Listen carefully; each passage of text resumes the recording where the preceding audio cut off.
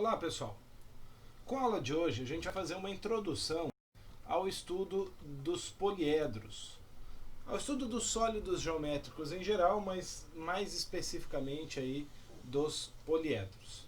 Essa introdução ela vai servir de base aí ao que depois a gente vai trabalhar com formas específicas como os prismas, pirâmides, cilindros, cones, até chegarmos em formas como a esfera e as partes da esfera. Tá ok? Bom, o que a gente vê aqui, né? Primeiro, que é uma superfície poliédrica fechada. Ela é composta por um número, né, de polígonos, de superfícies poligonais. Então aqui, quando eu digo polígono, eu estou falando de superfícies planas, com lados retos, ok? Aí eu posso falar de uma superfície poliédrica fechada. E eu coloco aqui que no mínimo tem que ser 4, senão eu não consigo realmente fechar uma superfície poliédrica. Ok? Então, por exemplo, eu tenho aqui, ó, esta é uma superfície poliédrica fechada, né? Cada face dela aqui, cada região é fechadinha. Já aqui, ó, é como se fosse uma caixa de sapato sem tampa. É aberta. Então não é uma superfície poliédrica fechada. Beleza? Isso é a superfície, é a casca, é a parte de fora. Mas o poliedro, ele é a casca inteira e todos os seus pontos internos. Então esse conjunto de uma superfície poliédrica fechada e os pontos internos é chamado de poliedro. Então, por definição, um poliedro normalmente é sólido, é preenchido, ele não é oco, ok? Ele tem um interior de pontos ali que todos pertencem ao poliedro. E a gente pode destacar 3 elementos principais do poliedro. Aqui tem 3 poliedros, tá? Estão vendo aqui as faces fechadinhas, né? Quem são esses 3 elementos do poliedro? O primeiro é justamente a face. O que é a face? É o polígono. O polígono que está ali fechando a superfície.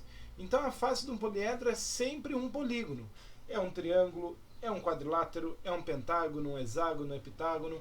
Pode ser qualquer polígono, tá bom? Além disso, nós temos os vértices. Os vértices são as quinas, são os pontos. Então eu vou ter vértices representados por pontos, vértice A, vértice B, vértice C, tá certo? Então aqui eu tenho as quinas. E ligando 2 vértices, eu tenho as arestas. As arestas são os lados dos polígonos. E você pode perceber dos polígonos, aqueles polígonos que formavam as faces. Você pode perceber que 2 faces consecutivas têm uma aresta em comum.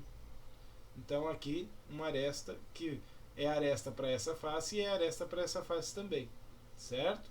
E de um vértice até um vértice consecutivo vai justamente uma aresta. Beleza? Como que eu vou dar nome ao poliedro? Né? Não vou chamar, esse aqui é o poliedro amarelo, poliedro laranja, poliedro azul. Não, tem que dar um jeito de nomear eles. Então eu vou nomear eles através da quantidade de faces que cada um apresenta. Por exemplo, este camaradinho aqui amarelo, ele tem uma face em cima, uma face lá embaixo, uma face aqui na frente, outra face lá atrás, uma face na lateral direita, uma face na lateral esquerda. Eu contei 6 faces. 6 a gente chama de hexa. Então esse é um hexaedro. 6 faces. Esse prefixo indica o número de faces e o sufixo edro é justamente faces. Ele vem do grego, né? Poliedros. Muitas faces. Tá bom? Então aqui o número de faces. E edro é a finalização padrão. Este camarada aqui, ó, ele tem uma aqui nessa lateral, uma aqui na frente, vai ter outra lá atrás, já são 3, uma aqui em cima e vai ter uma aqui por baixo também, semelhante ao que está aparecendo aqui. Então já são 5. Aí eu venho aqui para essa lateral, vai ter uma aqui atrás, 6, uma aqui na frente e outra lá atrás que não está aparecendo, 8, e uma aqui do lado, 9. E nessa parte de baixo vai ter uma aqui 10, uma embaixo 11, uma na frente 12, do outro lado 13 e uma aqui 14. Então são 14 faces. 14 faces tetradecaedro. Tetradeca quer dizer 14, ok? E este último aqui, a gente vê que agora as faces dele são pentágonos, beleza? Tem um em cima, ligado nesse de cima tem 1, 2, 3, 4, 5. Então já deu 6 pentágonos. Nota que esses dois aqui ligam nesse de baixo. Esse e aquele lá ligam naquele outro de baixo. Os dois lá de trás ligam naquele outro lá de baixo. Esses dois aqui, nesse. E esses dois aqui, nesse. Então ligaram em outros 5 aqui. Já deu 11. Mas tem aquele lá de baixão, lá no chão, vamos dizer assim, né? No piso do poliedro, são 12. Esse é o dodecaedro. Desses aqui, é bastante comum a gente falar em hexaedro, é bastante comum também falar de dodecaedro. Além desses, tem outros que também são frequentes, tá? O tetraedro, quando ele tem 4 faces, que é justamente o número mínimo de faces de um poliedro, nunca vai ter menos que 4 faces, tá ok? O octaedro, que tem 8 faces, e o icosaedro, com 20 faces. São aí os nomes mais comuns que vão aparecer para a gente, tá bom?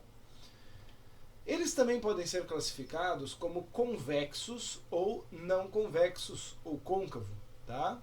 O convexo é aquele poliedro que, se eu traçar um plano por qualquer face do poliedro, esse plano ele não divide o poliedro. Como assim?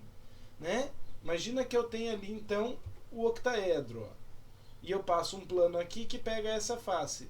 Todo o poliedro está para o lado de lá do plano, para o semi-espaço, à esquerda do plano, podemos dizer assim. Se eu pego aqui esse outro, ó, e passo um plano lá naquela face da base, todo o poliedro está para cima desse plano, está para o semi-espaço superior, ok? Só que isso tem que ser válido para todas as faces, é lógico que se ao invés de fazer na face de baixo eu fizesse aqui na face de cima, eu ia ter todo o poliedro para baixo. Se eu fizesse nessa face lateral, eu ia ter todo o poliedro para a esquerda, e assim por diante. Mas não tem como eu passar um plano numa face que corte o poliedro. Por isso ele é classificado como convexo. Os não convexos é quando isso pode acontecer. Lógico, olha essa figura aqui. Se eu passo o plano na face lá de cima, é lógico que vai estar todo o poliedro para baixo. Ó, não dividiu. Mas existe aqui, ó, esta face. E se eu passo um plano nessa face, como está na figura, você vê que tem uma parte do poliedro para baixo desse plano e outra parte do poliedro para cima. São semi-espaços diferentes. Então eu dividi o plano.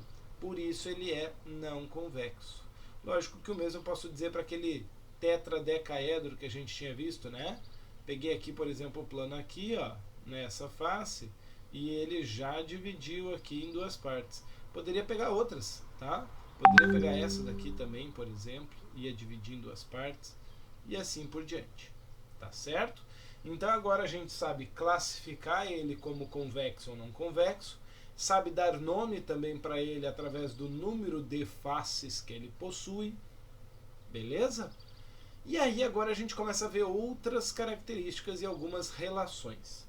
A primeira relação, e talvez a mais importante dos poliedros convexos, veja, o que eu vou falar agora vale para os convexos. Tem poliedro não convexo que obedece à relação? Tem. Mas todo convexo obedece. Porque tem poliedro não convexo que também não obedece. Tá? Então, todo convexo obedece à relação de Euler.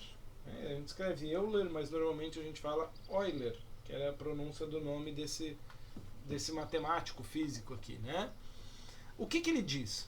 Que a soma do número de vértices com o número de faces é igual ao número de arestas mais 2 unidades.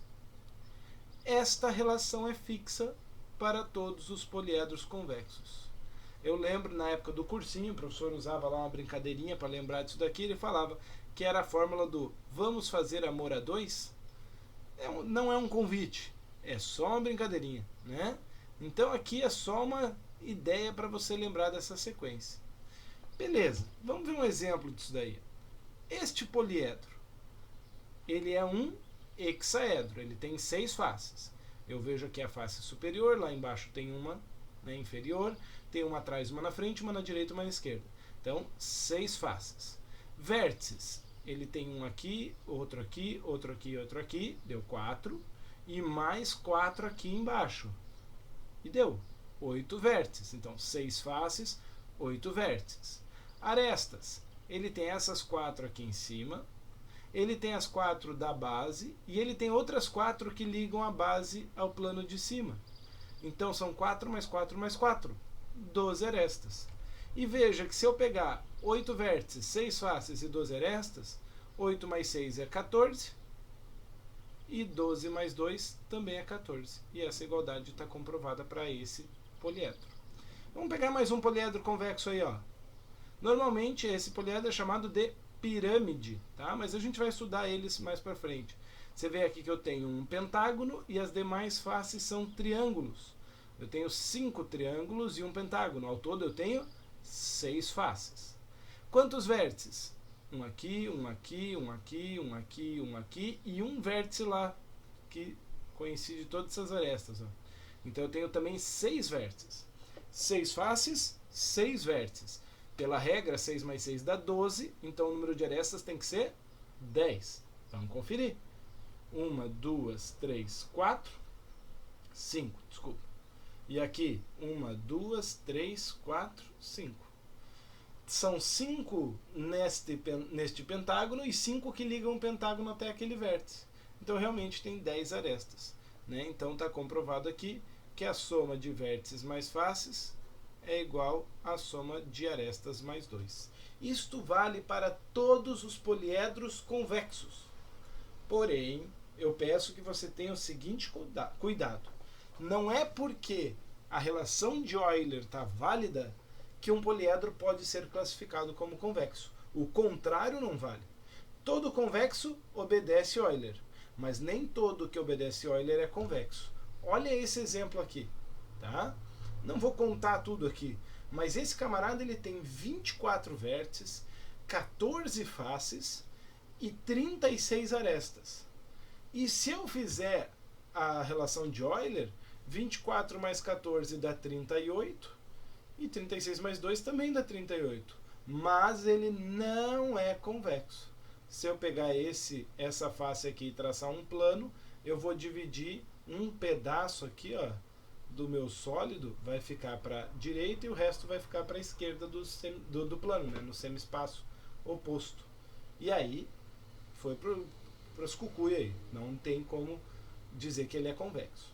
Tá bom? Falta ainda mais algumas relações e eu quero fazer mais alguns exemplos sobre isso. Mas eu vou deixar para o próximo vídeo, para a gente não ficar com o vídeo muito longo. Então, segue aí o próximo vídeo e a gente continua trabalhando com os poliedros.